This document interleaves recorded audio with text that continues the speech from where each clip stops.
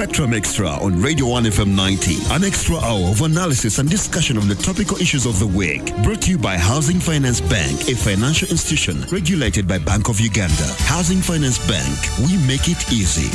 Your views, our interviews on Spectrum, Radio 1 FM 90. Good evening, and thank you very much for joining us on this edition of Spectrum Extra when we review the major events of the week. My name is Kenneth Lukagandason, your host. Today, we'll be looking at the happenings at the NAM Summit, especially the address of the new chairperson, and also the key issues that have come out so far. Among them, we have seen a focus on the Israel-Palestine conflict. How can it end? The African Union has taken a stand in a statement which was presented there by the chairperson of the commission. We saw people who have been invited as observers in this summit, including Turkey, also taking a tough stand on this particular issue. And for Turkey, they're actually saying a two-state solution should be put forward. We have seen also NAM countries talking about reforming the UN Security Council, where they want to see more representation on a permanent basis from countries in Asia, Africa, and Latin America. They are saying they can no longer stand a situation where they are being excluded from that very important UN body where decisions that touch peace and other issues around the globe are made. At the moment, we only have superpowers who have even veto powers when it comes to the manner in which the UN Security Council works. There are so many other things, including issues around bilateral, financial, and trade as far as this conference has so far been conducted. Today, we heard from President Yoweri Museveni, who has assumed the leadership of this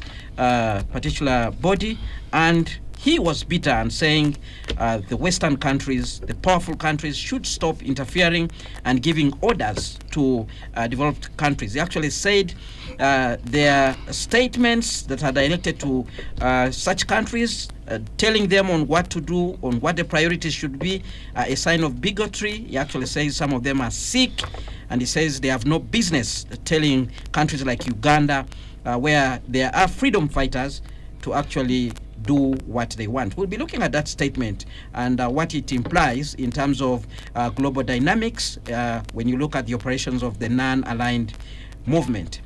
We know this week we woke up on yesterday, that is Thursday, with sad news about the passing of the Honorable Cecilia Atim Ogwal. Some people have widely known her as the Iron Lady of Ugandan politics. We are told she succumbed to cancer while on treatment in India. Of course, we have had so many people talking about her, how she has been an astute debater, a politician who pushed for good governance, constitutionalism, and women emancipation. And on countless occasions, we have seen her actually playing what some people would call mature politics, and chose to refer to President Yoweri Museveni as his brother, something that some people did not understand, wondering what kind of relationship she actually had with President Yoweri Museveni, although she has always explained that belonging to different political parties does not mean that we are no longer Ugandan. So what legacy does she leave behind in Parliament, in the general political land, our platform in our country? We'll be able to review those two issues, and I have a panel of four in studio. Ms. Perry Aritua, Executive Director, Women Democracy Network, Uganda Chapter. She's a lawyer, pundit on governance and human rights matters. Good evening, and thank you very much for once again joining us, Ms. Perry Aritua. Thank you, Kenneth. Good evening, listeners, viewers, and my fellow panelists. In studio, Dr. James Tweheyo, Senior Officer in the Office of the President, member of the Central Executive Committee of the ruling NRM movement. President Yoweri Museveni today saying the NRM has never been a party, so we refer to it as a movement, where he represents workers. Good evening, and thank you very much for joining us, Dr. Tweheyo. Good evening, Kenneth. Good evening, my colleagues here, the panelists, and good evening, the listeners and the viewers, and all those who are with us, listening to us. Imam Eid Kasozi, a lecturer at the Islamic University in Uganda. He's a farmer, member of the Justice Forum Party, JEMA. Imam Eid Kasozi, thank you very much for joining us once again. Good evening, viewers, listeners, and fellow panelists. It is always a pleasure Imam is to be on the spectrum. Imam is from Munyonyo, where things are happening. How are things there, Imam? My village is called the Mawanga. Mawanga. Munyonyo are our neighbors. Munyonyo are your neighbors. Yes. How are things around there? I think you're reaping from the delegates who are around in that place. They don't stop. They don't stop. The vehicles run very fast. People are not allowed to pass nearby we are blocked at both entries. Maybe about 1 kilometer from where the summit is taking place.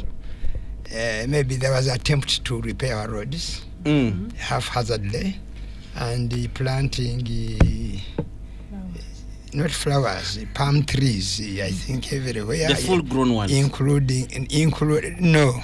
Of course, they are still planting even now, including in more or less tarmac. So we are always, I think, unprepared for some of these programs. That's the unfortunate part of it. And the end result is the product does not really become where you can compare it. In 2007, a similar scenario happened. They worked on 3 roads, including Salama Road. Today, Salama Road is impassable. All right. Our fourth panelist is Mr. Nicholas Opio, team leader at Chapter for Uganda, human rights lawyer, pundit on governance and human rights matters. Good evening, and thank you very much for joining us, Mr. Nicholas Opio. Well, thank you very much. Good evening to the listeners and to my fellow panelists. It gives me great pleasure to see Imam Kasozi again. It's been over 4 years. It also gives me great pleasure to see Dr. James Tuheo. The last time we interacted, he was a passionate crusader for the welfare of teachers. I hope even now. He has not forgotten his roots. I haven't given up. Good to see you, and of course my great sister, Council Arutua Perry.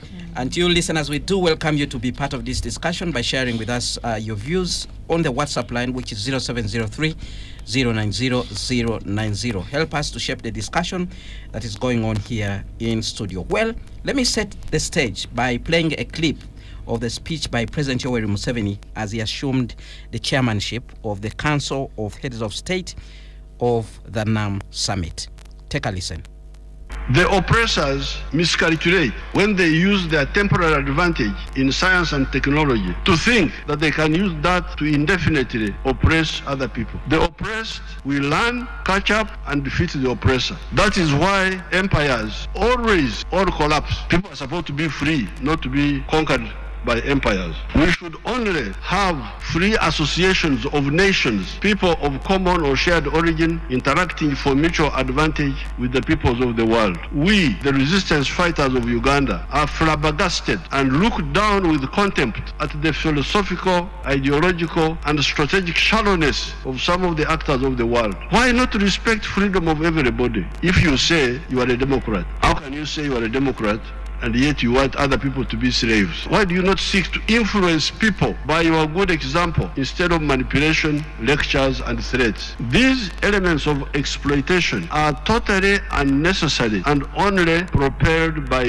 greed. We are therefore not impressed and cannot be part of the morbid, I want the word morbid, sickly bigotry of uni-ideological thinking of this or that type. When somebody says, this is the only correct idea, this is the only correct idea, if you don't believe in this, I will attack you. Really, this earth has been here for 30 billion years. The human society has been here for the last 4.5 million years. Now you come, within 20 years, you think what you think is the only correct thing, you must be sick.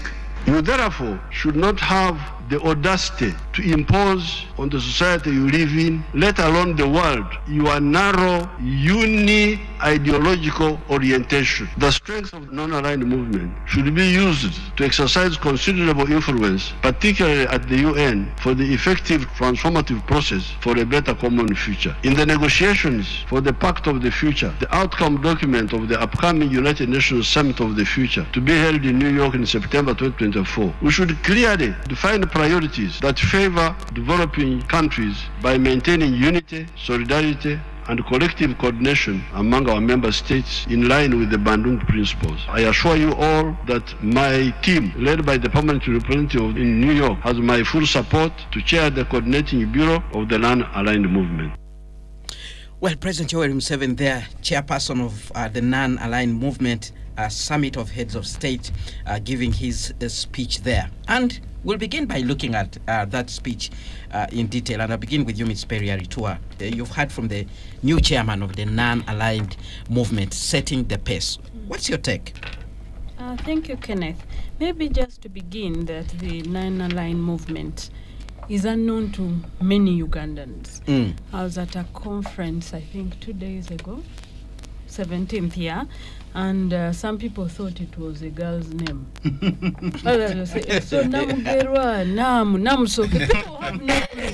And you know, these are actually old people. It was until one of the senior women in the women's movement then gave a history of the non-aligned movement, its founding, why it was founded.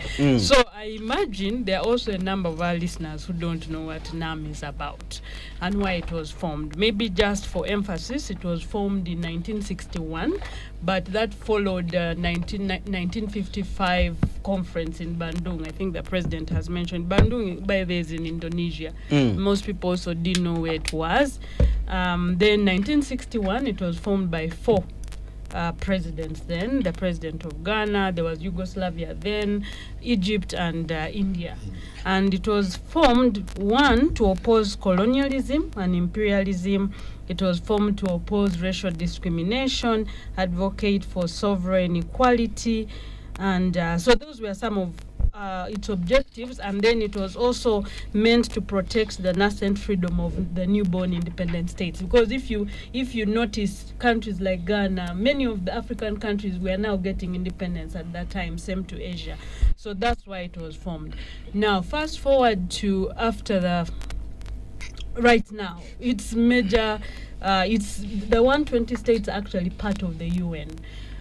But they are not represented on the Security Council, and the Security Council of the UN, and there has been calls, and I think from the president's statement there's a call for more representation by countries from either Asia, Latin America, and Africa, because the Security Council only has 5 permanent members. So most of us Ugandans don't actually know what it's about. If you look at its principles, then some of them are still alive up to now. Because you look at racial discrimination, especially against minorities, black, brown, it's still very prevalent. Right now we have neoliberalism, where the powerful states try to use all types of pressure to control former colonies. They use economic, political, and cultural pressure. It's very alive. So when countries are poor, like most developing countries are, in terms of resource rich, but poor in terms of governance, in terms of really how they manage resources, access to technology, then they become a minority in a sense, even when we know that these countries have the biggest population. If you look at Asia, Africa, that's where most of the world's population lives. India, is I think now actually overtaken China in terms of the population of their countries. So now back to the president's statement. There are a number of things which he mentioned. Some of them are a bit ironical because when he speaks about especially not respecting freedoms of others, I think for Uganda right now, unfortunately, we have seen some of the leaders currently, I don't know, the police usually uses the term that they are for their personal security. Preventive arrests. That's an explanation. So some of them are actually under house arrest. I think that's the word. So for me, the principles that set up the NAM should equally apply to our individual countries, because actions speak louder than words. If we are to enable Ugandans to enjoy their freedoms, of course within the law, it therefore becomes ironical when you're pointing fingers and then the actions within are almost contrary to what you're saying. But in a nutshell, I think it would be good for especially the countries based in Africa, Asia, and Latin America to have representation in the UN Security Council, because we know that it makes a lot of decisions in terms of peace and security matters. We know what is happening in Sudan, we know what's happening in Gaza and Palestine, and their veto powers have an effect on whether these countries are peaceful or not. So for me, that is what I would like to say in that regard. All right, let's hear from Mr. Nicholas Opio. Your take on the speech of the president, even before we dig deeper into some of the key issues that have so far come out of this meeting. You know, I think that Museveni's speechwriter must have been obsessed lately with Yuval Noah Harari's book, Sapiens, the history of humankind. There's a certain intellectual inclination in his speeches to the deep historical analysis of Professor Yuval Noah on this Homo sapiens and humankind and the size of the brain. Sometimes I think bordering on complete conspiracy theories. But that's besides the point. It's just an observation I thought I would make, having had him for the last 3 times speaking. There's a heavy plagiarization, if you like, of Professor Yuval's book, The History of Mankind. It's an interesting book that I think you should also go and read. It's quite thick, but you see what I mean if you read the book. But that said, you know, NAM is a far bigger platform than the pet project of Pan-Africanism, of Museveni's pet project. It's much, much wider. But you could see that he was struggling to rise to the occasion to encapsulate the broader global agenda that NAM represents, and you can understand this is his first time chairing that kind of global, platform. But I hope that he can transcend the petty pet project of Pan-Africanism and his squabbles with the global West. He calls them morbid. I thought it was quite a strong term to say morbid ideologies and morbid people. Sickly. Sickly. Morbid is actually sickly. And so I think he can rise to the occasion. I hope his speechwriters can move him away from his pet project because this occasion requires global leadership, that you must address the concerns of the peoples of Latin America, the peoples of the Far East, developing countries, but you're also doing so now in a different context within which, from that which gave rise to NAM.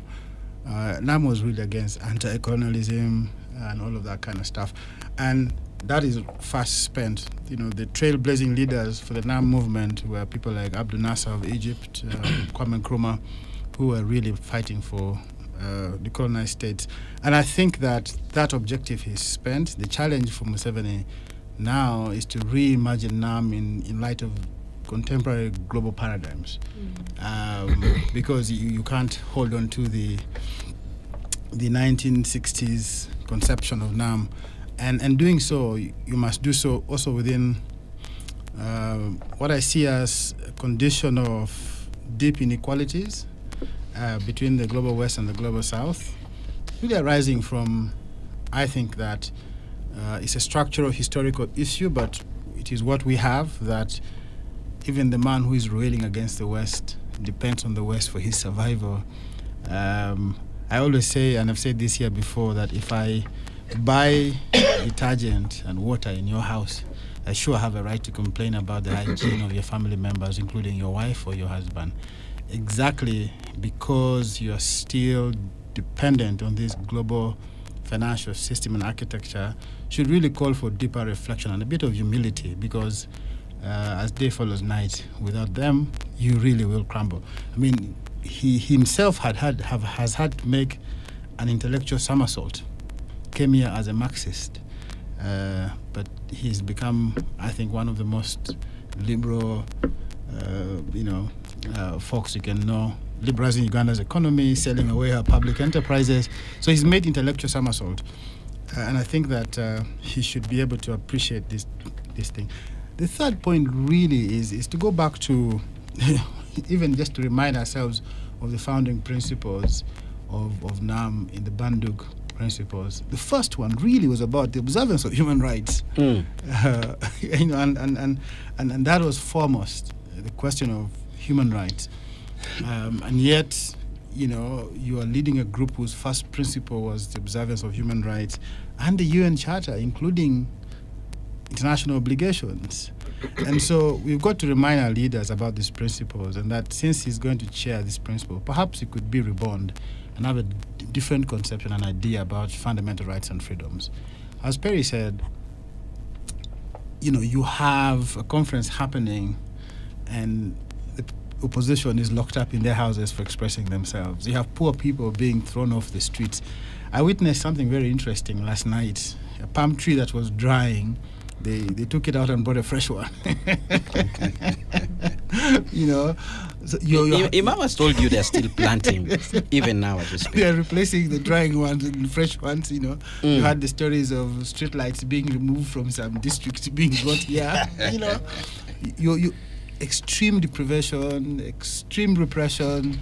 You have really, it's a conference of the rich for many Ugandans. Even myself coming here, I almost turned away because they blocked all the roads. It took me an hour and a half to make it from Wampe Avenue to Duster Street, because they blocked all the roads. It's a conference of the rich. So we've got to remind these leaders about the principles of NAM, and the key and first among them was the respect for human rights, the UN Charter, and international obligations. Right, Imam, let's hear from you, your take about the speech of the new chairperson of the NAM Summit. Thank you very much. I would like to thank the two colleagues for what they have put up. This one has reminded one of the statements Councillor Pugh has made, made me recall the tradition of the Prophet, where he said, the giving hand, the upper hand, is always more powerful and respected than the receiving hand. As long as we are still receiving, and also even lying to ourselves that we are non-aligned, when in real sense we are aligned. And know the Islamic principle does not support to be non-aligned.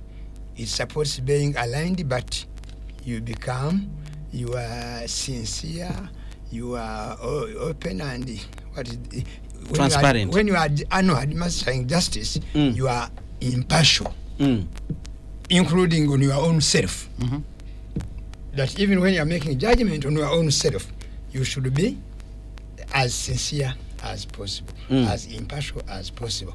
The verse of the Quran, for it goes on to tell you yourself, your parents, your relatives, the rich and the poor. Unfortunately, what we are seeing is the poor, as they prefer to call us, people of the south, irrespective of where, even if you live in the north and you are poor, you are taken, you migrate to the north.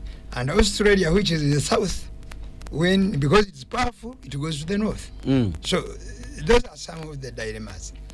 What is critical and important, in view of what our colleagues have highlighted, is that we must go back to the first principles of saying, why was this movement? Why is it that, by the way, do we still need it today in view of what is going on? 3, can we sustain its demands?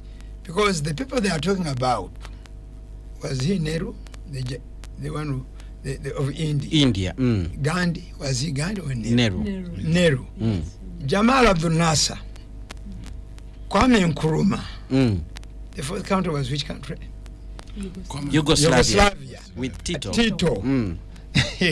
Now, when you look at all those, who amongst our leaders of our times can even go as far as knee high of those people and their principles. Imam, do hold your thoughts there. Let's go for this break. When we return, I'll allow you to actually conclude that point. Dear listeners, be part of this discussion. Share with us your views.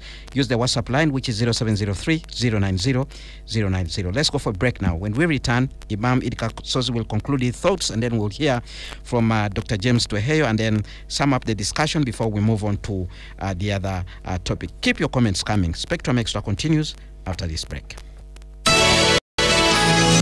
Spectrum Extra, Fridays 7 to 9 p.m. on Radio 1 FM 90.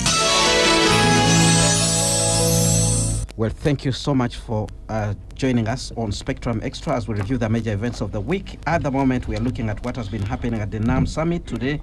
Major highlight, President Yoweri Museveni assuming the leadership of this group and making a tough statement there in which he actually tells the West, the developed world, not to interfere with the agenda of the non-aligned movement. He actually says they should be considered as equal partners and should be talking about things that can bring about mutual benefit. He actually says if you are democratic and somebody promoting human rights, let others also be free to do what they actually want. Yes, this evening, Ms. Perry Aritua, Executive Director, Women Democracy Network, Mr. Nicholas Opio, Team Leader, Chapter for Uganda, Dr. James Tweheyo, Senior Officer in the Office of the President, and Imam Idi Kasozi, Lecturer at the Islamic University in Uganda, member of the Justice Forum Party, and he's also a farmer. Before we went for the break, he was on the floor. Yes. Imam Idi Kasozi. I was saying that when you make a comparison between the four people who sat and decided to start this movement and the leaders we have today, irrespective of where they come from, they don't even measure up to knee height. Why would you say so, Imam? Yes, and those people were principled and they stood for what they said. Our leaders today, they are survivors. That is the first place. How do I survive? Two, they have the characteristics of poor leaders or weak leaders. They fear the people they lead, they lie to us, and they cheat us. After this NAM thing and the G77, you wait what is going to come up. But good enough, they will audit themselves. They will actually be the ones to tell you that things have gone whether they audit themselves or they are audited by others, the performance still remains the same. Why? We have deliberately refused to change.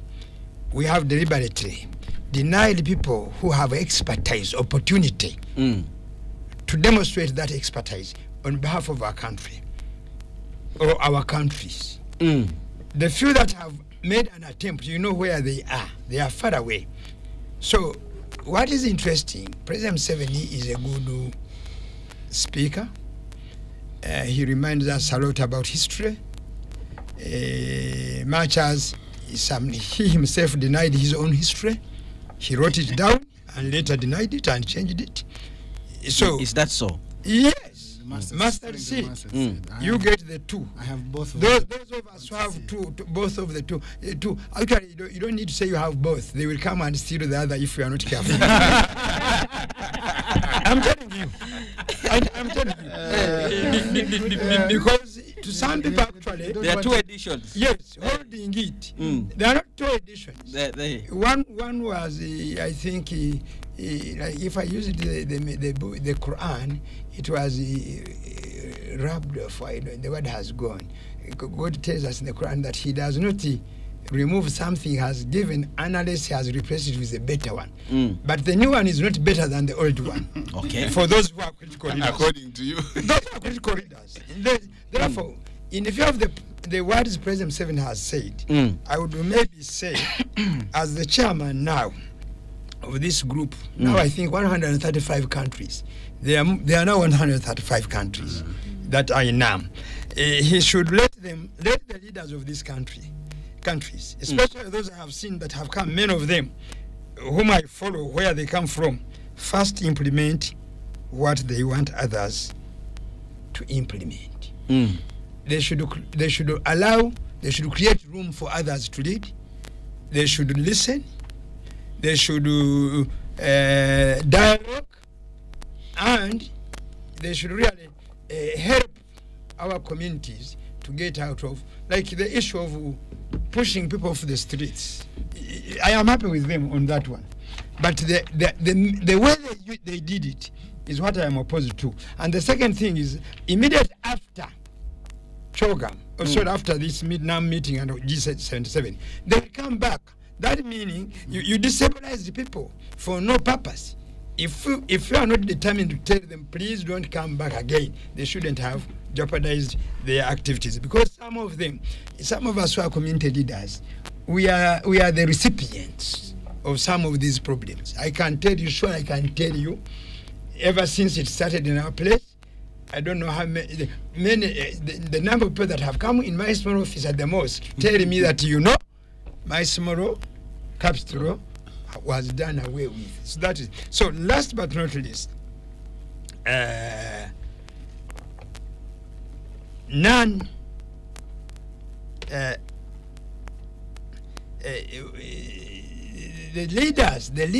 our leaders in the non-aligned movement or in these countries should improve their leadership styles.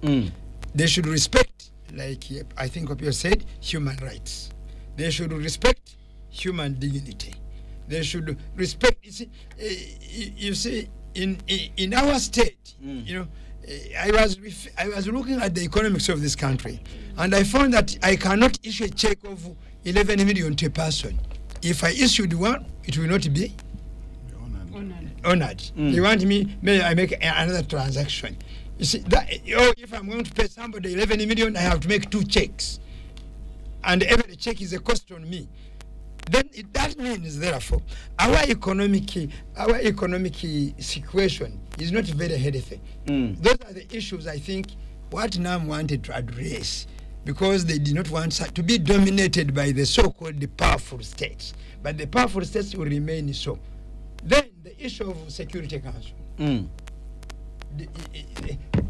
The way we appear and the way we have decided to play this game, sometimes siding with the oppressors who are among the 5 will never allow us to have opportunity to sit on those. Being the majority in UN, let them become strong enough and say, we are pulled out of UN. If you're not... When they pull out, UN will remain with about 66 countries. Now, if it's actually 60, they will remain as 61, because I think UN has 196. Then we shall remain with only... then why shouldn't these ones now come to us? Because much of the bulk of the resources that are untapped, or what we call raw materials, are in these 135. But the other ones just come, rape them, and go free. And then we clap for them. All right. Now, let's hear from Dr. James Tweheyo. And Dr. James Tweheyo, I've followed closely President Yoweri Museveni, at least in the last 5 speeches he has made. He seems to be so much obsessed with this issue of Western governments not interfering in the affairs of developing countries, especially Uganda. He has been actually pounding that issue in our faces, in our heads. What exactly could be the problem? Is it a genuine issue? Could he be under some sort of pressure? What exactly is going on? First of all, I want you and everybody listening to understand that President Museveni has never worked on pressure. In fact, if you want to know and understand his character, the more you push him on pressure, the more he calms down. And he listens and takes action. And he doesn't panic over issues. So by the time he's to speak and say all these, he has examined what he wants to say and is interested in anybody knowing and understanding what his mind is. So that is a very, very clear issue that I want everybody to understand. So if you understand his character, that's exactly what I can tell you. Secondly, when we are talking of NAM, we really need to understand that somebody should have a clear feeling of what we're talking about. The current average world population is about 8 billion. And if we are talking of NAM, and we are talking about 4.5 billion, and you add China, because you see, when we bring China on board fully now, which is over 3 billion people, then you'll understand that the world is being ruled by a very, very small population, the minority. And this minority takes control of the wealth, takes control of the peace, dictates on democracy, and mention all that. So in this case, if the majority doesn't stand up against the minority, then subsequently problems will come. And that's why President Museveni is very tough and hard on this minority.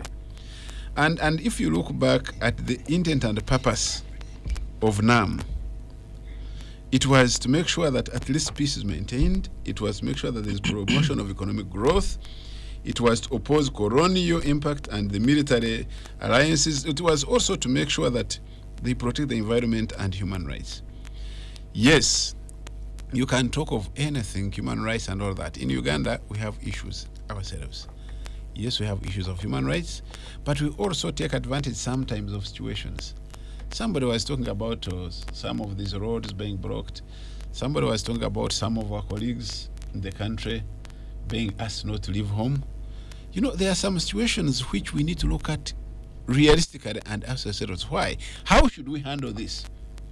If you are in this position, even in your own house, when you have visitors and a kid comes from the bedroom and comes running and making noise and saying, you see, my brother has beaten me or stepped on me, what do? You say sit down in the sitting room and cry? No. So some of these things really should be handled with the civility they deserve. I'm a person who is good at advocacy, but the timing of some of the actions will defeat their intent and purpose. When our colleagues outside there say, no, we want to come and plant trees in the roads that may be used by the same visitors, then you can see they are deliberately doing that so that they can entrap you and you are seen and put in a light to say you are somebody who is not promoting the rights. But in this case, the president was spot on, was very clear. He was not on the matters here. He was on the matters that affect everybody who falls within the non-aligned movement. And by the way, when he says, look, these people are giving us ideas, some which are morbid. Yes. Do you think, for example, when we are talking of these people who are doing other things, forcing us to do many other things that are not acceptable by our own beliefs and cultures, don't you think one can comfortably say so? Although, I agree with my colleagues, sometimes when you are dealing with the rest of the public and the world, sometimes you have to be a little more diplomatic so that you are understood by the good who are living among those who are the bad.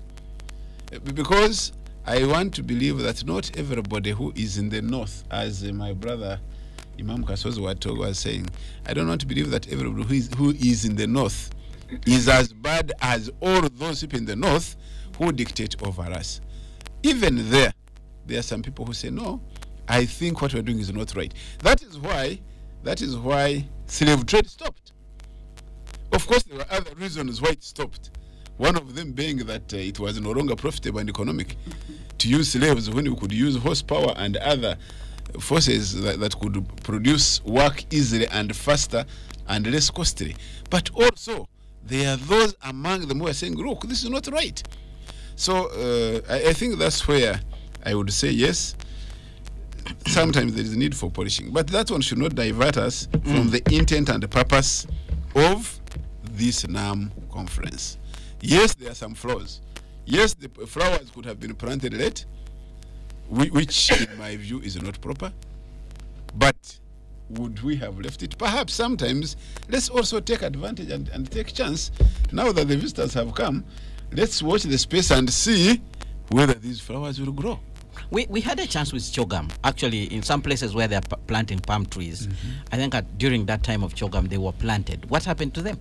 Of course, it was a hazard work, as Imam Kasozi was saying, and we hope. And the same thing has happened. No, we should have learned a lesson from that. At what point should we hold the state? Because this is not even about the government; it's about the state itself. The problem, in my view, is not only the state. The problem is generally government, because when this thing is planned, and money is supposed to be raised and given in time, and it is not, it gives room for any other person to do what they want with the money. And by the way, That's a replica, I must admit. That's a replica of what is happening, especially in many of these other government programs, especially in local governments. They wait for the release of the budget. The budget doesn't come. On the 30th of May or somewhere around there, when we're coming to June, the money is released. When this money is released, it is either spent on air or... No, it is either spent on air or returned. And this is something that we must learn from and get things done right. We must admit that there are weaknesses somewhere and get them solved. But then again, those ones should not divert us from the intent and the purpose of the non-aligned movement and the reason why it was formed. Right. We also should stamp our chest, by the way, for having been given the opportunity to host and chair. We have NAM, we have G77 Absolutely. plus China, and we also even recently had the speakers meeting also so here. The other question then should be, why Uganda? What is special with us that all these now are coming here? Don't you think there is also some good in us that we should test and see? What is this that is enticing all these other world countries to come to Uganda and not any other country? So we should also thank God and thank the leadership for lobbying and accepting and being accepted by all those other countries to come around. All right. Very important thing there. When we prepare badly, we lose the opportunities. So many things that we will be able to get out of conferences, not just because they're happening, but thereafter, in terms of building on the likely gains in the areas of tourism, trade deals, investments, etc. Are we preparing well? And if not, what could be the problem? How would you advise government to actually up its game to be able to do that? Actually, most people at that conference, which I told you about, where they thought Nam was a woman, were wondering, like, when did we know that we're going to hold this conference? Because you see, when you know you're going to have visitors, you prepare early. So the planting of trees at the late stage actually denies us opportunities. The fact that our roads are the way they are is not a good thing, because tourism is easier when infrastructure is good.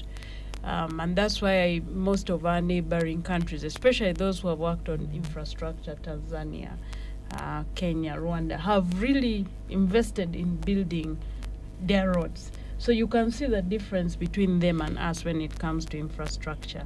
So it's important to prepare early, so that you don't get a frustrated population. Because if there was more information, about this conference, like 3 or 2 years back, when we knew that we were going to host it, you'd find more people support the fact that visitors are coming. But when people now feel inconvenienced because they don't even understand the conference, they don't understand the benefits for the country, it becomes difficult. And that's why ownership for any government program is important, but that only happens if there's enough information, if you're also dealing with some of the things that the public is frustrated about. Because like the issue of roads has been a constant pain in the, for most Ugandans. You look at ministers complaining. The other day I was reading X, and one minister was happy, a government minister actually, saying that it's good the opposition has joined her in terms of the outcry on the roads. That's a little shameful.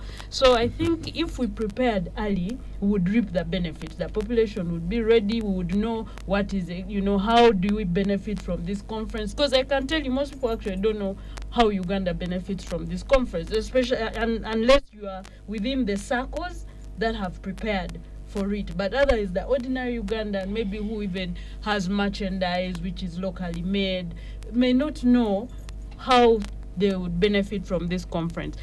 But I just wanted to also emphasize that there are a number of current issues that I think the NAM should be addressing, apart from the issue of the wars, which are mentioned in Gaza, South Sudan, and then Ukraine, and their effects on us. There are issues of economic shocks. After COVID, many of our countries became poorer. The inequalities became more. So what is the conversation? Things that touch the population directly, the issues of climate change, the issues of access to this digital technology, because the world is moving, so those conversations for me are important because they have political, economic, and social attributes for the population. If you have a population that's able to access the internet, that's able to access the, enjoy the benefits of an economy that works, it becomes easier to develop. The other thing is, it would also be interesting to learn, like if you look at especially the countries in Asia, the Singapores of this world, they have moved so fast, So even just continuing to ask, how come we're still like this, and yet these countries that were part of, that are part of the NAM have moved far. What is the problem? And dealing with the problems that are rising. The last for me is the issue of monitoring and evaluation. After the conference, so what? How do we ensure that there is accountability? I'm not talking about the accountability for our funds, which is also important, but accountability for the recommendations that will come out, the actions that will be taken. But most of all, it is an opportunity, yes, and I think Uganda will be tested on how it uses that opportunity for the good of the country, but also for the countries within the NAM. Mr. Nicholas Opio, your take on the level of preparation, how we actually prepare. You're one of the people on this table who is widely traveled and has attended some of these meetings abroad. Where are we failing? Because at the end of the day, we need actually to maximize the opportunities that come with hosting conferences. Dr. James Tweheyo is saying we should be asking ourselves the question, why do they choose us? From all these so many people who actually bid, who actually compete to host this kind of conferences? No, the truth is that the Ugandan ambassador to the UN has done an incredible job in lobbying for this country. It's not just NAM, it's not just G77. You remember the contentious issues of the Entebbe Air Base and whether it should be moved to Kenya. So he's done a tremendous good job to bring this kind of things here. And I think in many ways, we've got to give him the kudos. But that said... That is Ambassador Donia Ayebare. Donia Ayebare. Okay. He's done quite a good job together with his deputy, who is now back in Kampala, Mr. Philip Odida. Fantastic career diplomat. It shows you that if you have people who know what they're doing, the country reaps some benefit. This kind of ambassadors we send, like Nelson Ochegere, who went to Nigeria, There's one who was a journalist, became an MP, lost a seat, is now in South Africa, don't understand the ropes. So a quality ambassadorial corps would be very helpful for this country. I must tell you, those people were vetted and they passed the test. Yeah, no doubt. Whether it's a vetting or I don't know, but they pass through a sieve. How big the hole of the sieve is, I don't know. But I'm saying the sieve could be smaller, tighter, better.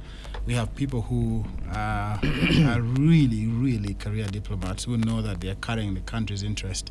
But that said, what Dr. James Tweheyo has just said is that those in charge of the state are not different than a village woman or a village man who waits until guests are around the corner to sweep the compound.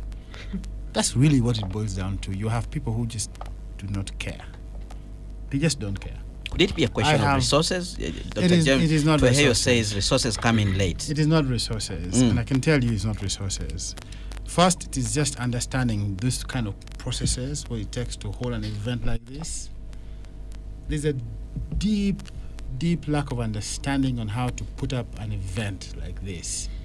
We look at these events as opportunities to make deals, to make cuts, not as an opportunity to improve the infrastructure for this country. It's as if we never hosted CHOGM. We are beginning all over again, all over fresh, building a new conference center, tarmacking roads all over again, planting same trees again. If we had done CHOGM right, and you've got to look just right down south to Rwanda, doing something right leaves the country a legacy. And I think that what we have to appreciate is we don't have to look at this as a chance to make money.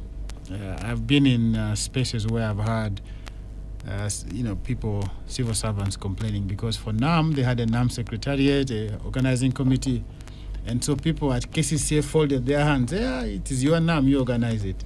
So they were not fixing drainages where they're supposed to fix it.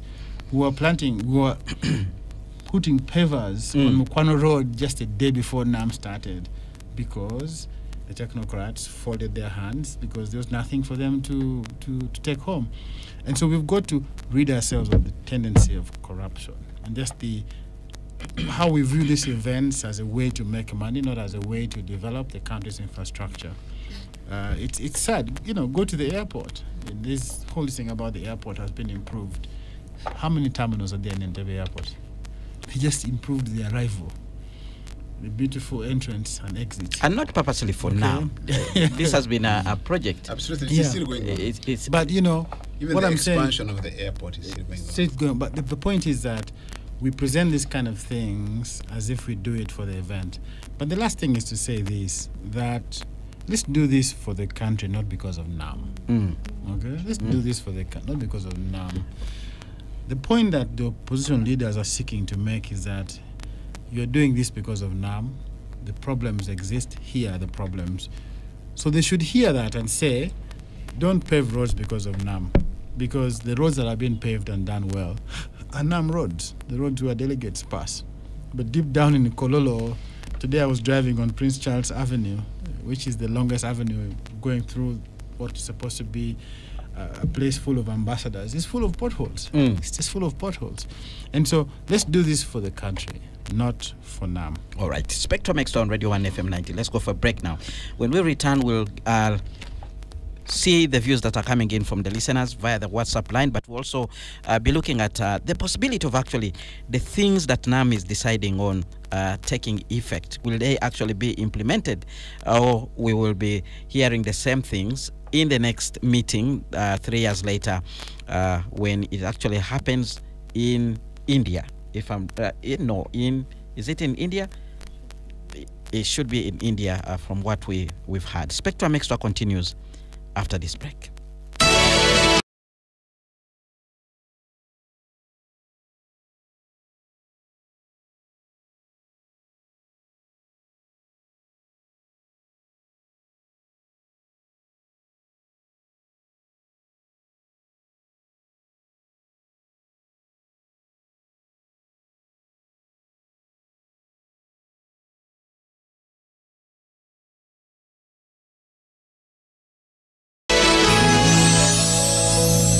Well, thank you very much for staying with us live on Spectrum, Spectrum Extra, coming to live on Radio 1 FM 90, reviewing the major events of the week.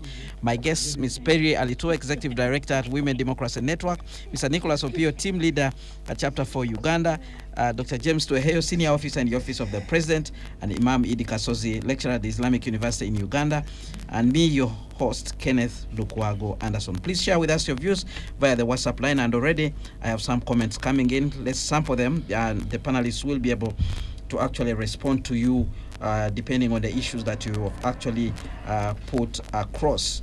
Let's look at the comments here.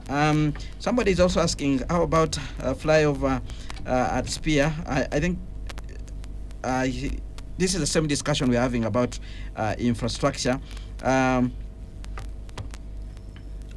And then we have another comment. I think NAM should have focused on mobilizing its members to call for neutral global reserve currency. The UN World Economic and Social Survey 2010 called for the IMF special drawing rights, playing a bigger role in global finances as a neutral reserve trade currency away from the US dollar.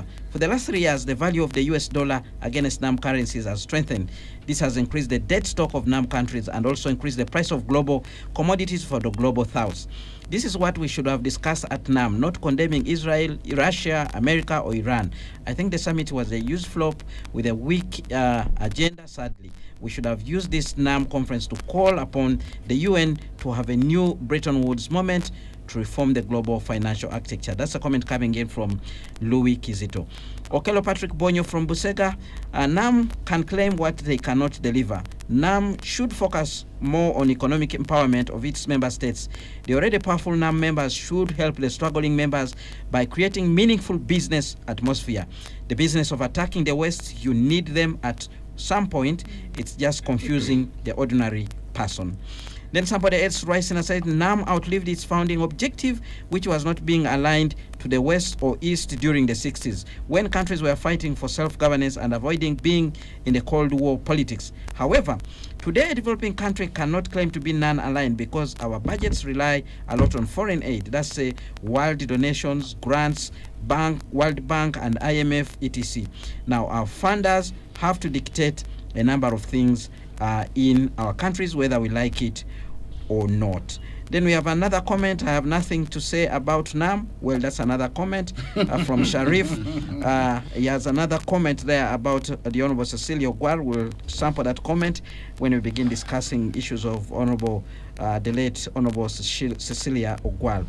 Spectrum Extra, Imam Kasozi has hit the point.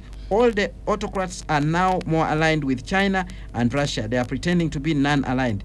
Our president does not have any moral authority to bash anybody, let alone lead such organizations. That's a comment there from another listener who did not leave a name behind. African countries need to ban the export of minerals to Western countries and their allies, on top of boycotting goods from Western countries and their allies because of facilitating wars, sanctions, coups, and terrorism in African countries, so to attain the bargaining power with the Western countries and their allies. That's another comment there.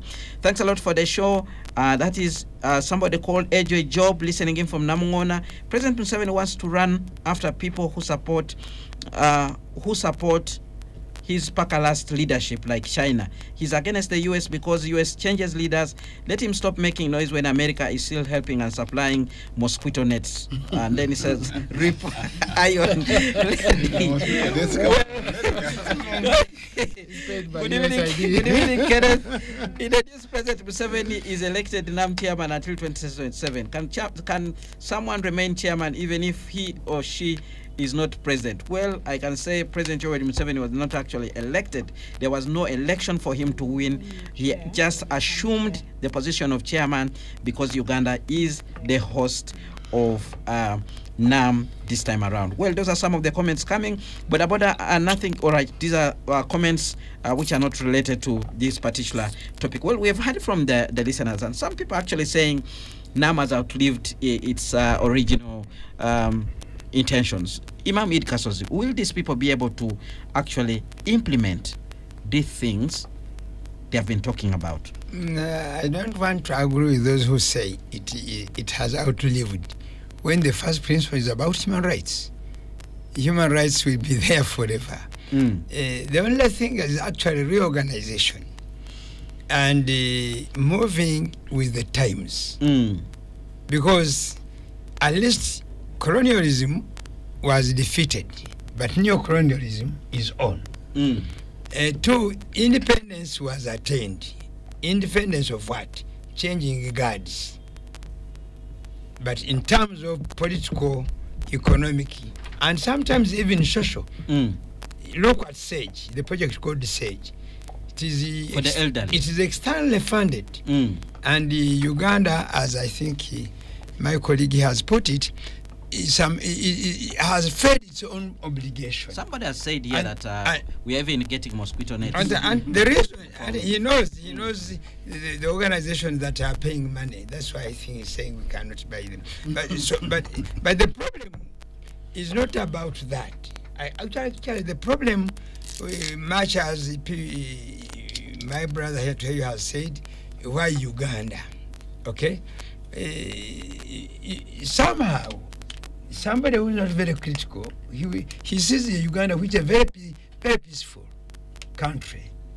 But in real terms, when you go deep, we are bleeding.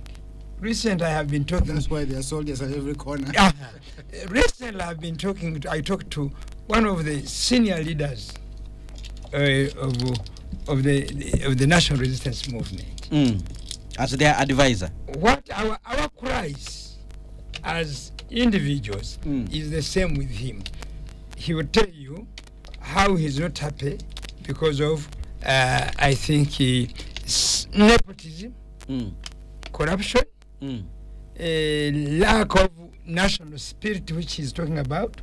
When people want to do work, if you want to do work for your family, for your country, and you are seeking to earn out of it only, then that work will never be perfect. I have told all my students through and through, and the people who are in my gathering, that don't get out to work for money, to make money. Get out to do the work. The moment you do the work effectively and perfectly, you will get the money. Because you will get so many recommendations, and these recommendations will increase your rate of turnover. And consequently, you have. That's why a person who has only 1 acre of pineapples, and me who has 20 acres, okay, we cannot reap the same. I have a lot of advantages over him because I can supply to be somebody who wants a big volume for some long time. For him, he will do it in a short time, and therefore that one affects. Okay. 2, because of my volume, big volume, even if I am earning only 100 on each, I finally make a big kill. Why? Because I'm big. Therefore, I would suggest that the leaders, the countries in NAM, their leaders, the technocrats they are in, should rediscover themselves and say, why did these tough men, Kwame Nkrumah, Tito Yugoslavia, Jamal Abdel Nasser in Egypt, and Nehru in India, do this? But today, publicly, our president has maybe spoken what we want to hear. But when he begins to operate, he will do what the Baganda call okukukuta. You will find him with these same people he's blaming. And 2, they have even used him in the name of, for him he calls it Africa what? Pan-Africanism. Sending troops here, there. But you check, who is paying? Who is paying? The moment they refuse to pay, we put out our soldiers. So these are indicators that much as we have what he has said, we have the resources, we have the assets, but we have failed to transform these assets into, not everybody who has an asset earns out of it. Very many people have a lot of assets, but they don't use them gainfully. Reason, they are not prepared. Therefore, I wanted maybe to wind up by saying that let us not frustrate even the technical people we have. For example, we have admired Ayebare, Adonia. The other day I saw him speak on one of the programs. I liked the way he was presenting his issues. The reason again maybe is because he's a career diplomat. He's doing something he's aware of. But these people are hand-picking. You have said they pass through the saving. Yes. Who is controlling it? All right. You saw, you have seen on the Electoral Commission, people rejected. Some others, the others wholesome said, no, we go with this one. So those are the problems that we must address. All right. So whether it is Uganda, whether it is Tanzania, whether it is any other country, including even those you are speaking good of, Rwanda and whatever, they need to check again. They should go back and say, actually, we should use the 4 starters as benchmarks, what we call appreciative inquiry. What is it that we appreciate from the founding fathers of this institution if we want to transform our own? All right. Very quickly, let's move on to our next topic, and I'll begin with you, Dr. James Tweheyo. We lost the Honorable Cecilia Atim-Ogwal, known as the Iron Lady. And yesterday we received the news that she had succumbed to cancer. A burial program has already been issued, and we know her body will be arriving in the country on Sunday at around 2 p.m. And from the statement there, we see a number of a week-long activities that will take place before she is actually laid to rest in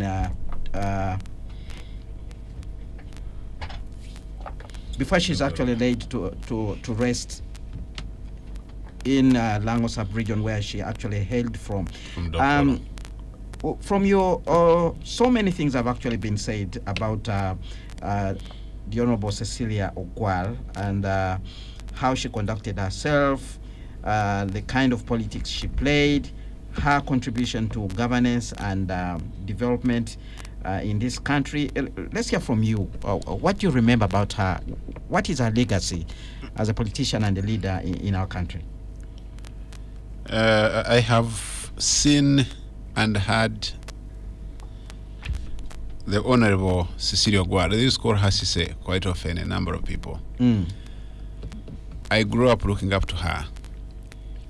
The word I can say without doubt is that she's a stateswoman. She's a woman who would say what she feels, regardless of who you are, whether you're a friend or foe.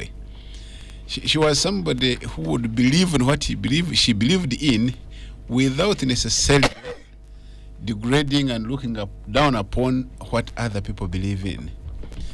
She would judge a person as a person, give credit where it is due, and say no, and firmly no, and stand up against anybody to speak her mind. I personally met Cecilia at the time I was with the teachers, and I was leading the teachers, and she said, young man, in her words, said, young man, I'm very happy with you that you can say the truth. That when you say the quality of education is low and poor, and you are firm about it, and you want it improved, I'm happy with you. And that's exactly what Cecilia was. I met her in Dokoro another time. I went there, I had gone there for some bit of work and supervision. And I sat with her at her, she had a small hotel there. I sat with her, then we had a good discussion, took a cup of tea together. She's somebody who would genuinely make a comment and stand by it and say, look, this is what I'm saying. And like somebody said, she called President Museveni her brother. Not that they believe in each other's philosophy, but at one point they would say this country is ours. At one point we talked about the country, and Cecilia is the one of those few, I don't want to say she's the only one of those few who would go out of the country and talk about the country, talk about Uganda. But there are other people who say, Uganda is here. Even when he or she is coming back to Uganda, say, that place. But she would say, yes, we have our own challenges, we have our own weaknesses, but this is our country, and there is no better country than this country, Uganda.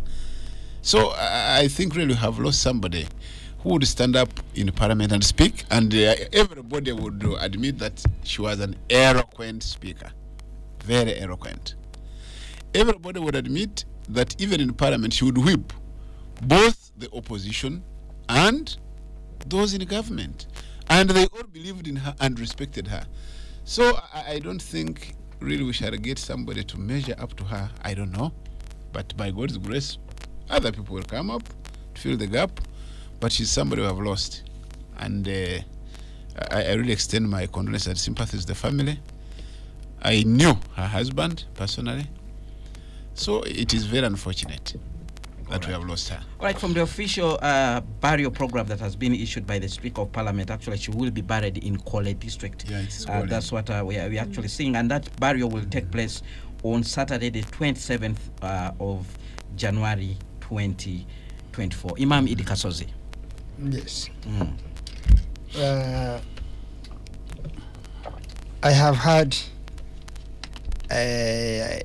not very many meetings with Cecilia, but at least I have associated with her. I look at her with two lenses.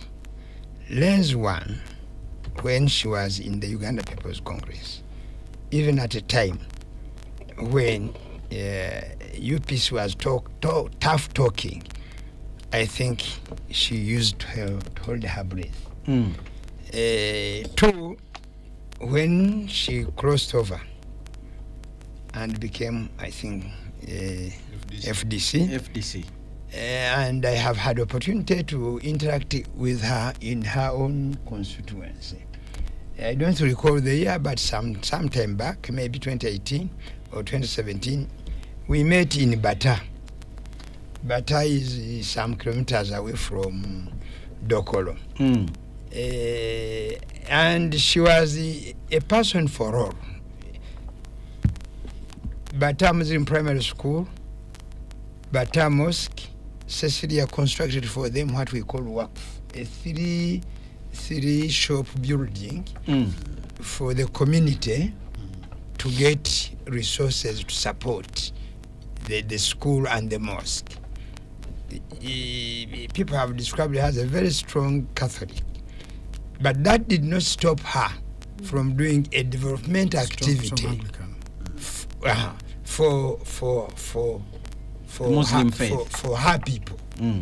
Meaning, therefore, I think Trejo described her well, that she, I don't know whether it was age, but despite that, I think the way she looked at things had some patriotism in her. There was some patriotism in her, which many people here lack. Number two, I think, unlike many other politicians, she was prepared to become a politician by some people. Groomed. Yes, because groomed or nurtured or mentoring of some sort. And therefore, she appreciated the contribution of those who shaped her to become what she is.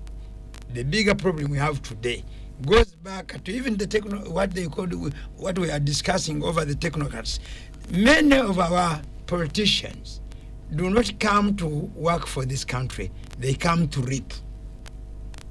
And because you want to reap what you have not sowed, you even, when you are reaping, you do it haphazardly. And in the final analysis, even the younger fruits that have not matured, you end up making them fall down and you have nothing to reap from tomorrow. That's why I think what we must learn from her. Then, she was in the women movement, if I can say. But she was a balanced person over this.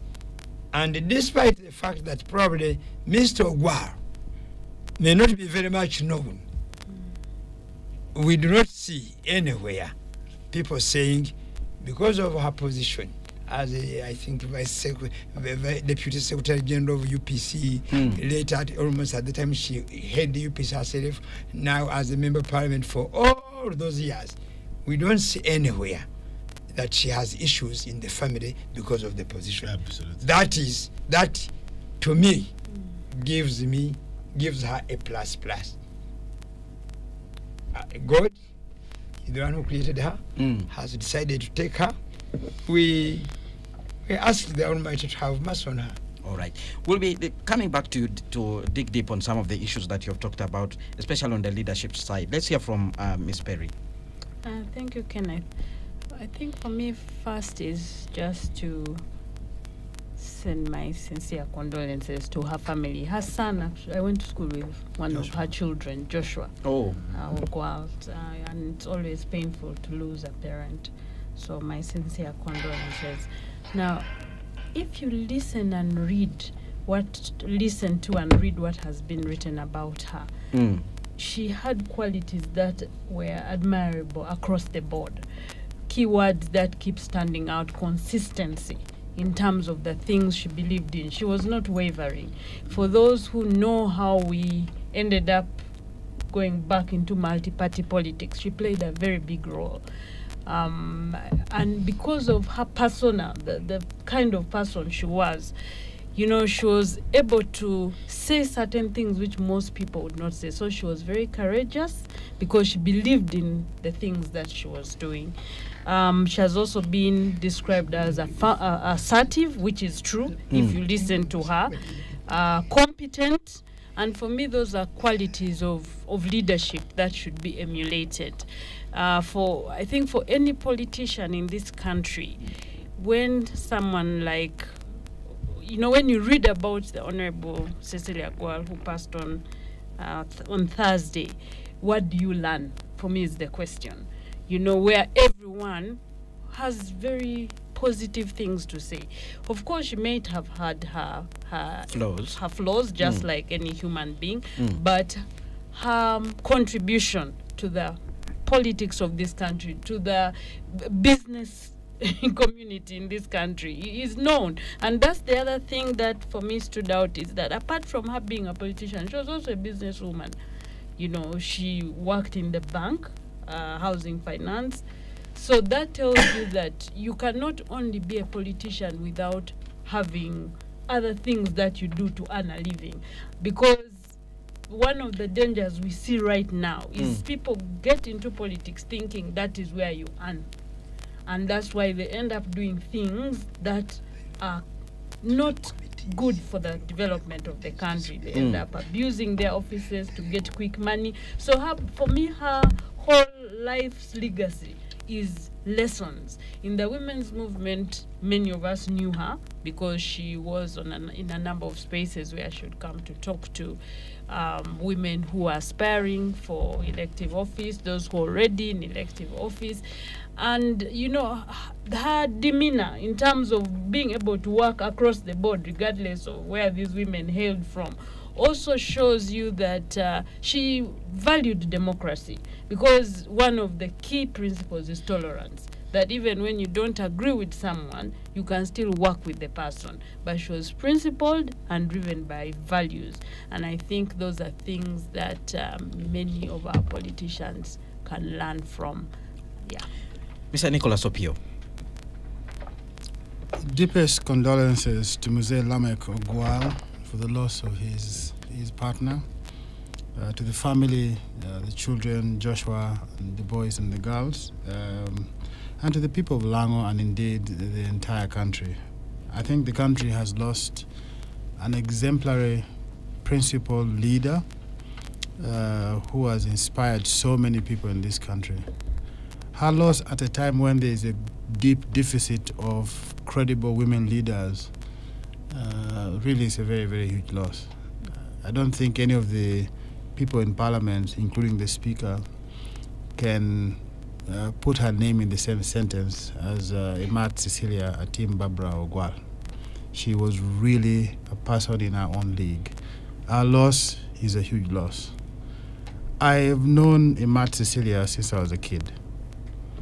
Yeah, she was a very strong UPC stalwart, rose to the rank of the SG of UPC before she was expelled for taking part in elections. The Obote-led UPC then had boycotted the CA process, and she defied them and contested and took part in the CA debates, and for that she was expelled from UPC.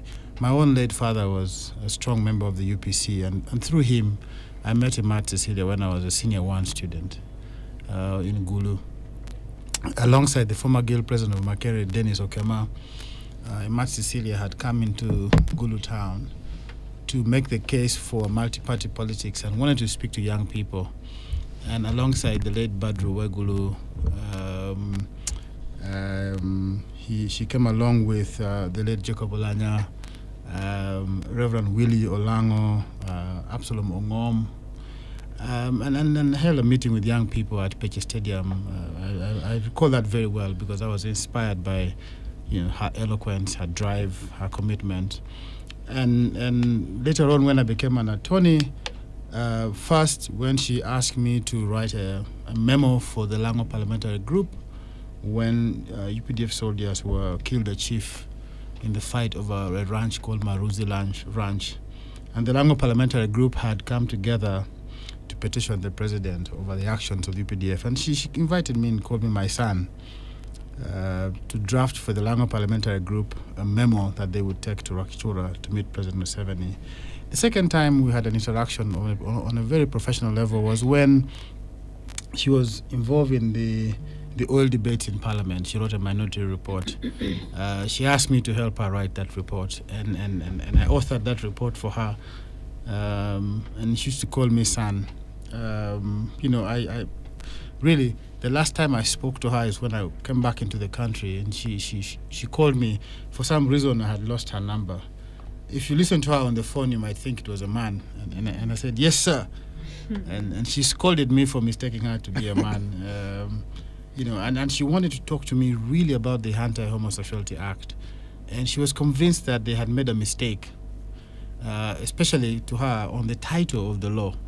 And she had told me, you know, I'll come back from the village, we'll have a meeting. You help me draft an amendment. We must change the title of the law. She was convinced about the text of the law, but had problems with the title. She says, how can you be anti? You know, that is inherently discriminatory. And then we had a back and forth debate about that law, and my views about the law is known. And then so it really came as a deep surprise that she passed on. I think she leaves a legacy. Legacy of many fasts, you know, SG of UPC, major political party, bigger than the NRM in terms of like length of time it's been around. She was involved in the '96 campaign with Paul Kawanga Semo-Gerere, again defying her own party that had just expelled her. She was involved in the formation of the FDC. Later on, also exited the FDC in the way she did, and when Obote's son came back from exile, and campaigned against her, she that was the first time she lost an election. And then when Dokolo became a district, went to Dokolo. So a woman of many fasts, and you've got to give it to her. Her memory will live long after she's gone. Rest in peace, Mama. All right, Spectrum Extra on Radio 1 FM 90. Let's go for a break. When we return, we'll try to pick on some of the issues that have come up, including a debate that has gone on about women emancipation and things that have been said. I saw Perry in one of the tweets you made. You were actually complaining about a story in the newspaper where they were saying that the government actually wants to scrap, in the bid to reduce the size of parliament, they actually want to reduce, to scrap women representation and impose term limits on them. And Cecilia Ogwal is one of those people who has served for quite so long, and some people were trying to talk about her longevity in parliament and whether it was not long overdue at 77. But let's go for a break. When we return, we'll dig deeper on some of these issues, but also the attributes, the things that you say she stood for. What is happening? Why is it very difficult for us to actually have those kind of leaders? I saw somebody actually tweeting and saying, "Rip Cecilia Ogwal, it's indeed an end of an era," which signifies that a certain caliber of politician has left the stage. What does this mean for Uganda and Parliament? Spectrum Extra, Fridays 7 to 9 p.m. on Radio 1 FM 90. Well, thank you very much for staying with us on Spectrum Extra. Coming to you live on Radio 1 FM 90. My name is Kenneth Lukwagadason, your host, and I have a panel of four. Dr. James Tweheyo, the Honorable Dr. James Tweheyo, Mr. Nicholas Opio, Ms. Perry Aritua, and Imam Id Kasozi. And we're reviewing major events of the week. We spent an hour discussing NAM and the statements that have been made and the key issues that are coming in. But now we are looking at the legacy of the Honorable Cecilia Ogwal, who sadly passed on yesterday. And a number of issues have been actually talked about her. And we've heard from all the panelists here in the studio actually say that she was a politician of a different caliber. And we have comments already coming on the WhatsApp line where people are actually talking about the late Cecilia Ogwal and what she actually contributed to this country. We'll be getting back to those comments and sampling them. There are also other comments still coming in touching the subject that we had in the first segment of this discussion. Well, let's build on that discussion, Perry. The issues that are coming out, Cecilia Ogwal served for quite so long, and she was on a direct seat and then chose to go for a women's seat. And there's been a discussion there about her longevity in politics and what this means for the discussion that has been going on about issues of women representation and how we need to reduce the size of parliament, etc. She was actually one of those people who had actually supported an idea that had been fronted that we should have one representative male from a district and a woman from a district. I followed that debate when it came up when some MPs were trying to propose this issue in parliament. Your take on that? You see, a lot of the accolades that are being paid to the Honorable Cecilia Ogwal, who is now deceased, is also because when you stay in, especially Parliament for some time, they gain experience. In fact, in most countries, you look like at the US, some of them die in their Senate. They gain experience, and one of the things they contribute to Parliament, or the Assembly, as some people call it, is that when there's an impasse, like when they cannot reach consensus on something, their experience adds value in terms of solving some of these problems. And you see why MPs or members of Parliament usually don't have term limits is because they don't have executive power. So the power to hold the national pass and ensure that services are delivered is not in their power. They only appropriate. That's why in most countries, I don't actually know any country where they have term limits, because that's basically the reason. The executives usually have, especially the presidency, has term limits because of the fact that they hold the budget of the country.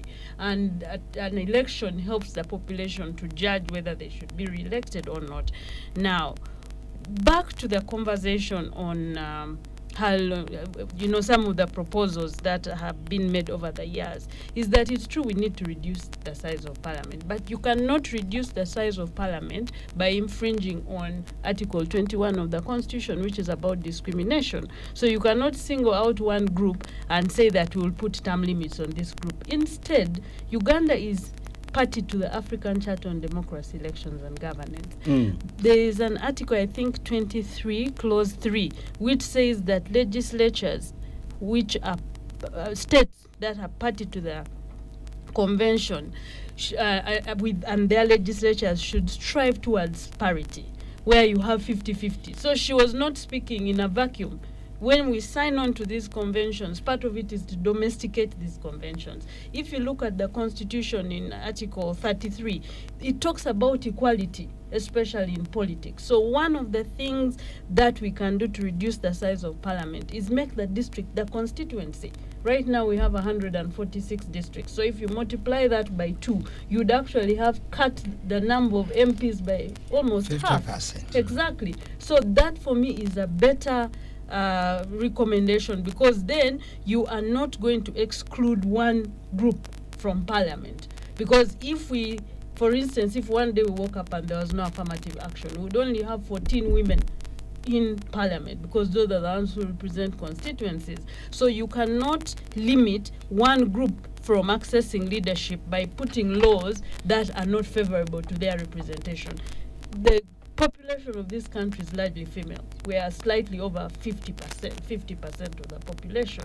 So you cannot say we will put a term limit or an affirmative action. For me, let's move away from affirmative action. Let's have a conversation on parity, because it's proven to be a good thing. You look at countries where you have, women and men almost at an equal footing. It even forces political parties to choose their best. Because if you just have so many people don't even see. But if you have few people, there's more competition, parties are forced to put their best, and then the population is then, given an opportunity to choose from the best than this whole affirmative action. So for me, I'm like, let's just have gender parity. Let's even stop the conversation on affirmative action, cut the cost of Parliament by going towards parity. Imam Idi Kasozi. Yes.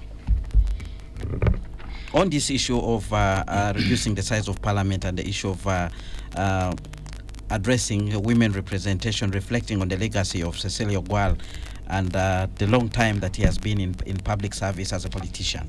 Yes, I am one of those people who think strongly so that we should reduce the Parliament. In view of our population and the size of our country and the pass, or the economic pass of this country, we do not need 529 MPs that we have today. That is absolutely not acceptable if we want to transform this country. And the majority of them are redundant in Parliament. Some of them speak 0 times in the whole year. So that means, therefore, it is one way. 2, the representation should also match population. We now have a constituency which has over 200,000 people represented by one MP, and another constituency of 3,000 people represented. And when the government is allocating resources, they don't go per capita. They go by administrative units, including parish development model money. Every parish, same amount of money, irrespective of the population. That therefore means when you go to share again individually, some are denied. And the only way to work out that, the idea of saying 1 or 2 representatives per district, I think Kenya has something like that. Today. I would buy it. Devolution. And 2, my issue is not female or male, because by the mere fact when we put affirmative action, many people think when a woman wants to stand in a free constituency, they will tell you, go for yours. That shows the level of understanding of some of these issues. And to that effect, therefore, they have left competent women and have gone for young boys who are not prepared for parliament. And the consequences we can see. Therefore, the idea of reducing parliament, I agree with it. Ratios now, we should go for per capita. Like the way you see NRC when it was starting, the constituents were determined by the number of people there. That's how then, in 1987, I think, or 89, I don't know when they separated, the biggest area, county that had many members of parliament was this Bokoto of Masaka. Because its population then was 350,000. And therefore, they by 70, it had 5 MPs. Okay, but today, even maybe for the hard to go areas, I could maybe leave some room. But for the rest, to me, I think it is better we reduce this parliament. And unfortunately, the MPs cannot. They are even looking forward to increase. So that, yes, look, for example, Ruhinda has 4 MPs. Ruhinda district. Do you know that it was the sub-county? It was a sub-county from Shema. Yeah, but it was almost all districts were sub-counties or counties. Those are counties. No, this one was a sub-county. This one was a sub-county because Ruhinda was part of Shema. You see? But now it is a district with 4 constituencies. And that means, therefore, the recurrent budget affects the ordinary person. That's why I go for those who think that we should really reduce this parliament. And maybe we can also go for a 2-what. We have the upper one and the one. Oh, since we have bicameral system. Since we have local governments per each district, let the majority of those issues be sorted there. But when we come up here, that's when we shall even have enough money to give back to our local government so that they can operate normally. Dr. James Tuheyo, the caliber of politician in Cecilia Okwal, why are they becoming so rare, especially in Uganda at the time when we actually need them? What could be going on? What could be going wrong? The simple challenge is that these days many men and women are ruled by the stomach and not by their brains. I should not be condemned for saying the truth, but in my view, that's the truth. And you see, when you want to know a statesperson, you consider that person who will support something even when it affects him or her directly and touches his welfare. And that's exactly what Cecilia Okwal would do. She would be firm in her recommendation. And yes, you see, we are looking at simply reducing parliament, but in my view, the reduction would be general on the public spending. It's not only parliament. And it becomes a little harder now even to talk of districts, because a number of district sizes were either counties or sub-counties. And it is a tough decision for somebody to take. And as my colleague said, there are very few members of parliament, I can say without doubt, who would stand up and say, let's reduce the number of MPs. They simply look at themselves and say, am I the one to be affected? And in this case, if I am, then what happens? Many would say it after they have lost. Say, let's reduce. With an element and bit of malice, maybe against those who defeated them. Yes, that's the honest truth. But I can say without doubt that Cecilia would stand up and say it even when it affects her directly, even when it touches her welfare. And really, she was a person who would fight for the country. She was a real, I don't know what I should call her, but somebody, a patriot, who would fight and die for her country. Even if it meant leaving UPC, she said, where I'll go, but the fact is, we need to make a new constitution. And no, that's what it meant. For her, it was not all about the party, it was about the country, it was about the people, it was about the affected. And she came up, and I think even in the CA, those who are old enough to observe and see, she's one of those who would be firm and speak for the country. Actually, herself and Matembe, Honorable Miriam Matembe, when you talk of the women's movement, I think they did a great job. Yes, every other person would contribute, but in all cases, even goats, even cows have a leader. And they open the way, yes, they open the way. And these are the people who would trot the untrodden path, and the others would follow them. Really, we shall miss this old beauty. And by the way, people forget that she was one of the first beauty queens of the country. And then she wasn't Miss Uganda. The beauty of the person was not only in appearance on the face, but it was measured intrinsic. And I think those people who identified her then have been proved right. If at that time the intrinsic value in her could be seen, this time it was exposed to the very last minute. I will be one of those who will miss Mama Atim Beatrice, Barbara Cecilia Ogwar. I remember her wearing a chitenge and her husband wearing a, she was a family woman, by the way. For those who didn't know her closely, she was a family woman, very close to her husband, very friendly. She would talk to you in your respective appearance. She wouldn't mind whether you are who and who, but she would talk to you as you are. And that's the Atim I know.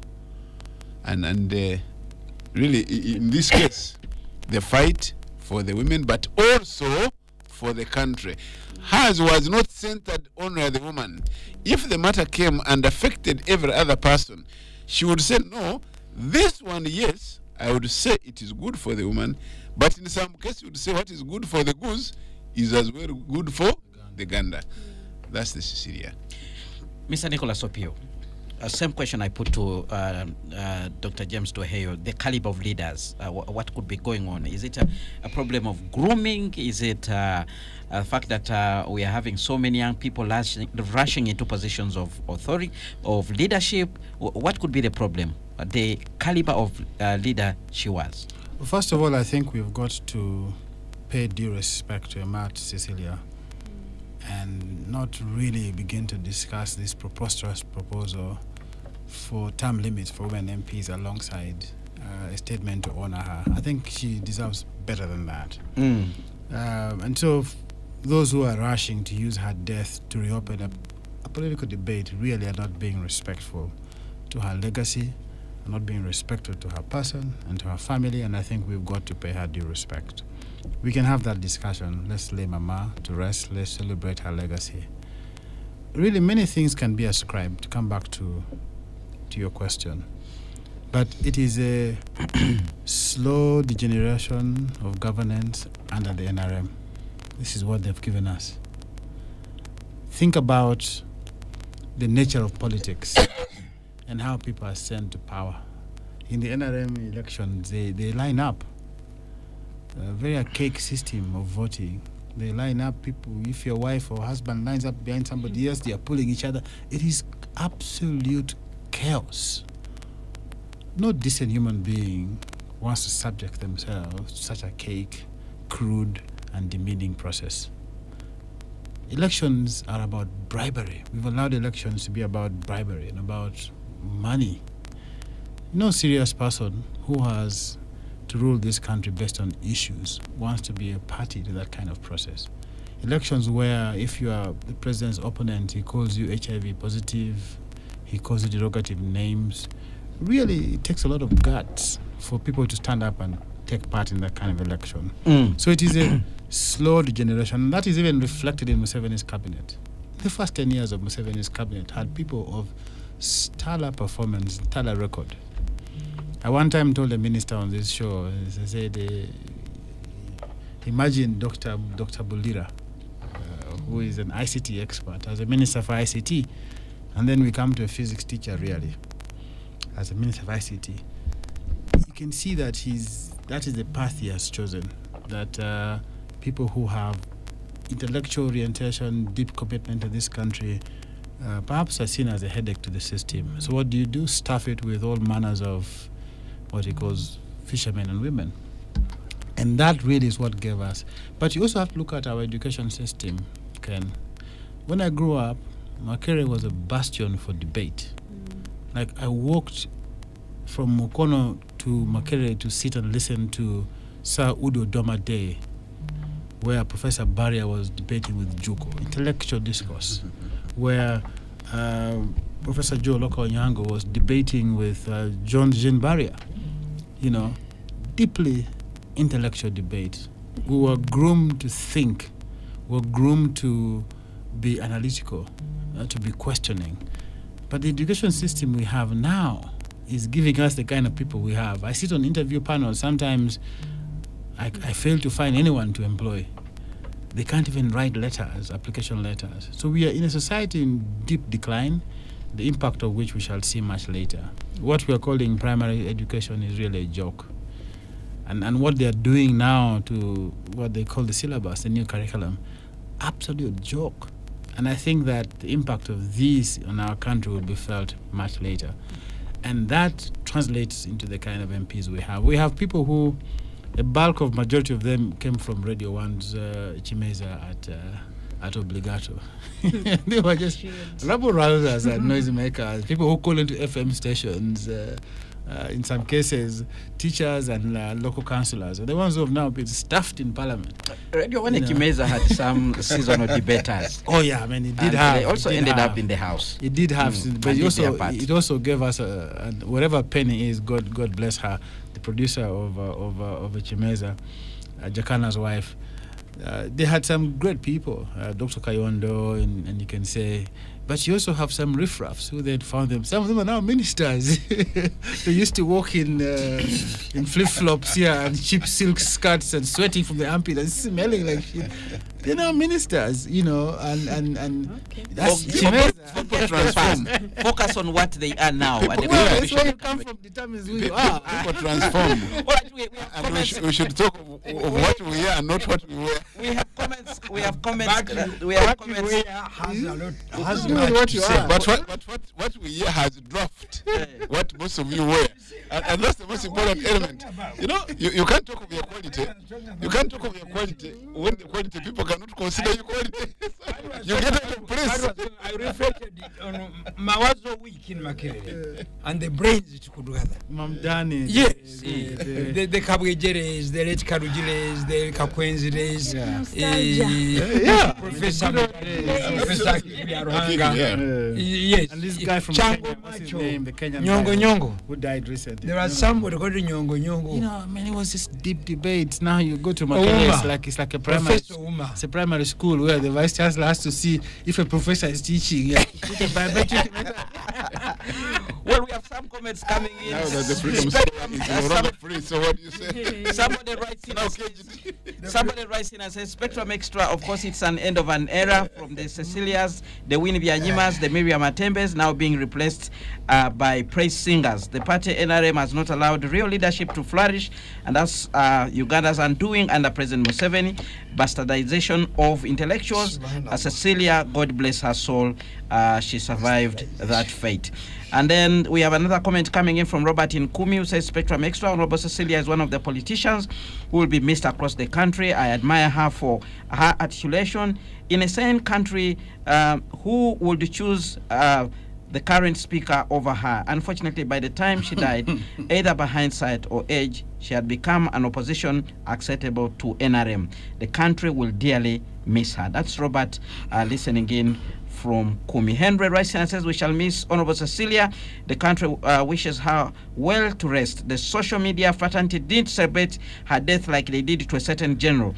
That's a sign that they respected her and appreciated her work for the girl child and the common man. Then, of course, there are other comments that are coming in from the other discussion that we had much earlier, but unfortunately, time is not on our side. So very quickly, let's wrap up this discussion. Dr. James Tweheyo, your closing remarks as we come to the end of this discussion. Two quick things. Number one, when we talk of G77, when we talk of the other meetings that are taking place, we must also look at all the other things that have been done, not necessarily for these particular functions. Some bit of infrastructure development have been going on. I don't think the airport was made for G77. I don't think the flyovers here were made for G77.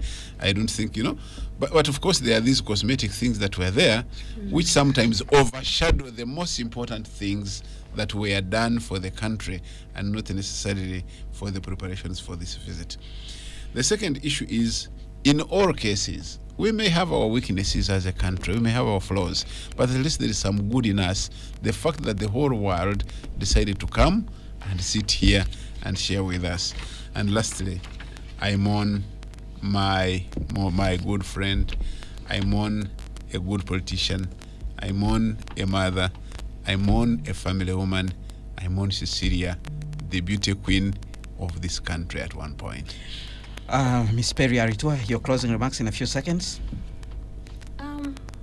I mean, for me, it's just to say that for NAM, I'm just hoping that our 3-year tenure will yield certain benefits for the country, and that we'll do something with being chair and also managing the bureau. And of course, lastly, is just to celebrate the life of the deceased Honorable Cecilia Ogwal, and to hope that more politicians emulate her qualities. Very quickly, Imam, your closing remarks. We do welcome international meetings and conferences, because there is a saying, I think Tweheyo knows it better, that when your own harvests honey, even if you lick his fingers, you will get something sweet. Even if you have not had... This will no longer leak, we actually eat. So I would maybe say those who want change must also themselves change. All right. And then Cecilia Ogwal, I will mourn her. And Cecilia Ogwal, I want to add the late Muzei Abdallah Kajoba, those who worked at the Ministry of Tourism. You know his contribution. He was buried yesterday. He died at 86. We also send condolences to his family. Very quickly, Mr. Nicholas Ofio, in a few seconds. Imat Cecilia Barbara Ogwal, may your soul rest in eternal peace. We will miss you. All right. With that, we come to the end of Spectrum Extra, this week's edition. Thank you very much, my dear panelists, for actually making time to be with us. And you, the listeners, for the contributions you have made. On behalf of Radio 1, we wish you a good weekend, and may the soul of the late Honorable Cecilia Ogwal rest in eternal peace. Amen. Amen.